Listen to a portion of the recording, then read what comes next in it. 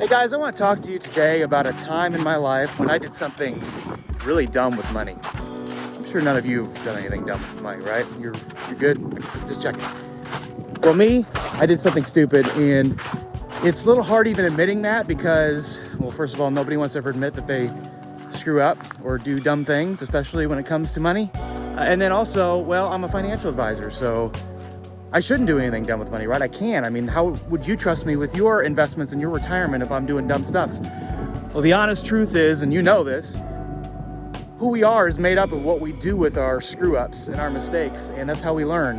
And honestly, this is one of the best things that happened to me because it caused me to learn, get on a budget, figure out a plan, and learn what not to do with my retirement. So I'm gonna talk about that today. I hope you enjoy it. Stick around.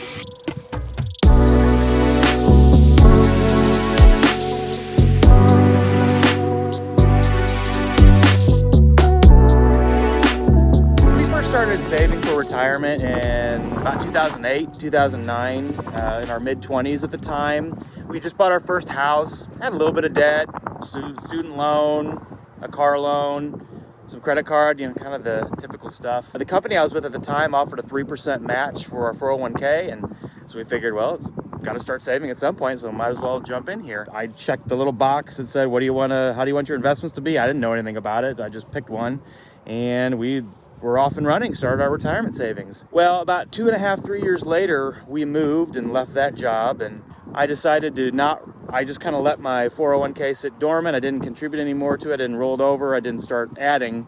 It just sat there. And, I didn't really know much about it at the time, but when we started, it was a really good time in hindsight to get into the market because this was on the tail end of the housing crisis and the financial collapse and the recession of 2008, 2009. So, our retirements in those 3 years, even though we weren't putting a whole lot in, it grew nicely and got up to our first $10,000 in retirement savings. And that felt really good. Felt like, hey, we're doing good stuff here. Stuff was going on in our lives and we were kind of faced with some unforeseen financial struggles.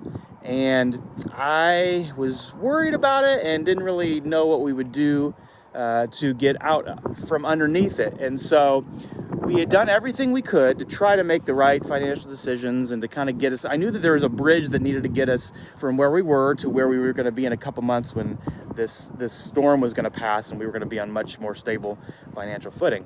I didn't want to go into more credit card debt. I didn't want to do anything else that would maybe compromise our future position. So I did what I'm going to recommend you never do unless there's absolutely no other option. I cashed out my retirement early.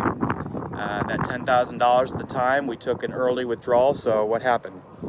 I was hit with normal income taxes and I was hit with a 10% penalty. So when I withdrew that money, that $10,000 looked a lot more like $7,000. $6,500 check that was written to me. And we knew that wasn't a great thing at the time, but we thought we didn't have any other options. We thought, well, this is better than going into more debt, or this is better than, getting really crazy when we got this money sitting here. We're not going to retire for another 40 years plus years. We can make up for it.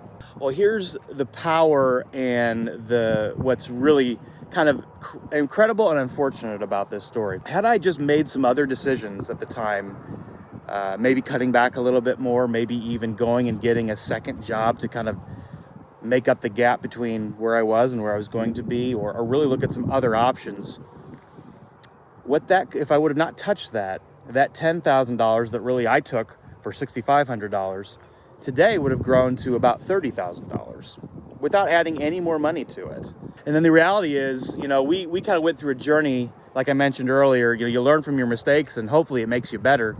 So we kind of went on a journey with that. And so the next few years we spent really getting serious about getting out of debt, about coming up with a plan for our financial future, to pay more attention to our budget, actually creating a budget and sticking with it. We went through Dave Ramsey's Financial Peace University, which was life-changing for us. Made a move to come back to our hometown of St. Louis. Made some other lifestyle decisions. It was about 2017 before we could start really saving again for retirement because we were so focused on the debt and working about our other financial plans. So what's crazy, that $30,000 that my initial retirement account would have been sitting at today if I wouldn't have touched it. It took me 3 years, another 3 years, to get up to that amount, but I had to save at 10 times the initial rate. So we put a lot more into our retirement accounts today than we did back then. I didn't even hardly notice it back then, but that's the power of compounding interest. That's what's the power of letting your money work for you and sit in the market and grow and accumulate. That's why it's important to start as early as you can.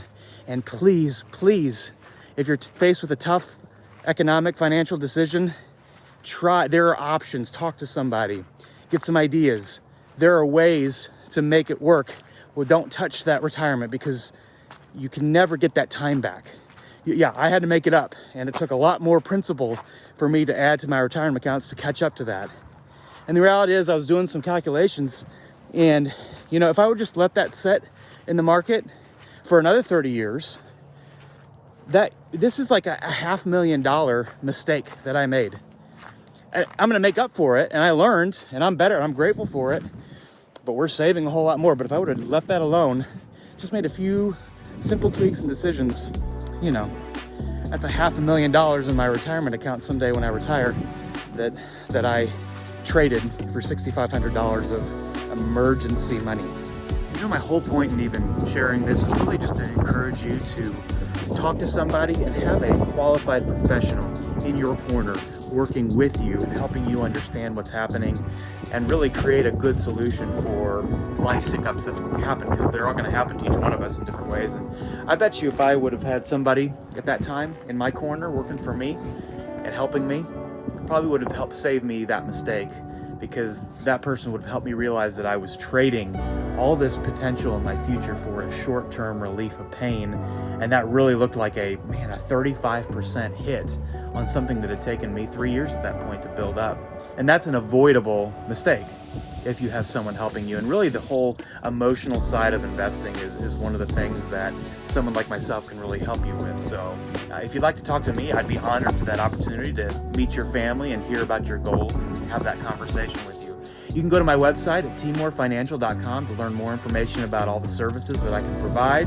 And there's lots of great content there for you as well. And if you haven't already subscribed to the channel, please do that. I want to be able to notify you every time I create new content. Maybe leave a comment and share a time where you've made a financial mistake, because we've all done them. And there's no shame in admitting that, only a shame if we don't learn and grow from them. That's part of our journey. And so I hope you enjoyed the video today, and I'll see you next time.